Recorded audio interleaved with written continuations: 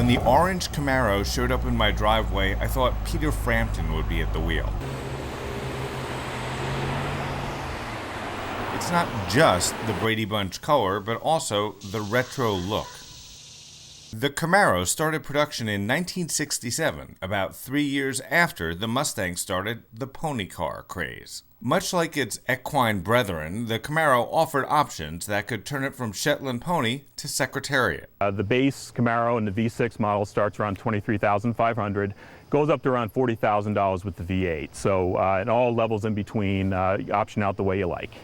Scott Roberts is with Chevrolet. How is the breakdown male to female? Male to female, we're more male right now, about 65%, 35%. More women buy the V6. They're more looking for the style than the performance. Surprisingly, I can't speak to everyone's insurance, but my insurance on this was less than my wife's Traverse. Scott says there were 4 generations of the Camaro from the LBJ administration until the second Bush was in the White House.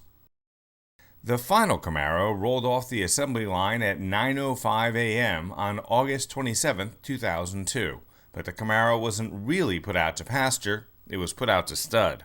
That was evident when I got behind the wheel of the 2010 Camaro 2SS. The body color interior panels are trimmed with subtle LED lights, which are probably the only subtle or stealth thing about this car. But speaking of stealth, Scott says the designers were more inspired by the Stealth Fighter than the Mustang Fighter of the 60s. They looked at the Stealth Fighter for inspiration. They didn't want to go totally retro with this vehicle. They wanted to have a thoroughly modern look, so we didn't limit our potential buyers. Sometime after American Bandstand ended and before American Idol began, most cars traded gauges for what became impolitely known as idiot lights. In other words, if you let things get so bad that a warning light had to come on to tell you to add oil or coolant or whatever, you were an idiot who didn't check under the hood regularly enough.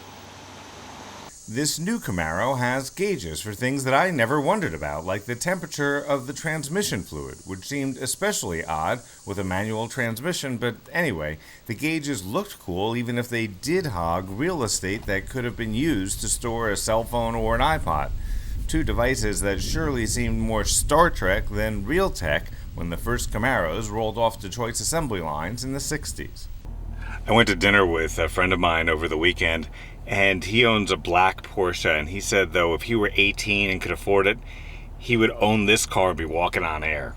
Much like its competitors, the Camaro can easily be optioned from college budget to C-suite salaries. Yeah, we've got 2 different Camaros. You've got a V6 Camaro on my right and a 2SS V8 Camaro on my left. Pretty much shows 2 different ends of the spectrum in our vehicle lineup. The 2010 Camaro handled like a truly modern car with all the modern conveniences, including heated seats, park assist, and OnStar. The back seat of the Camaro is best occupied by those too young to know that this is the second time around for this great American nameplate. Real World Test Drive has been told to expect a ragtop version of the Camaro in the spring of 2011. It's going to essentially be the same vehicle, power cloth top with a glass rear window.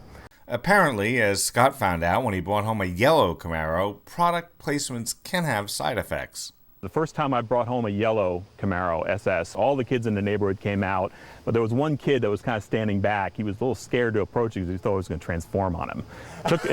It took me a while to get him over to the car and say, no, this is just a car. It's not a transformer.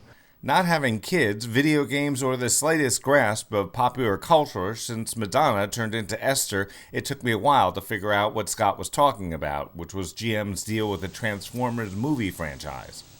The base price for the Camaro 2SS was about $34,000, with options including body color roof ditch molding, which is sort of like a reverse mohawk, inferno orange metallic paint, racing stripes, and accent stitching on the interior was a little over $37,000. The Camaro 2SS, with a 6.2-liter V8, pumped out 426 horsepower.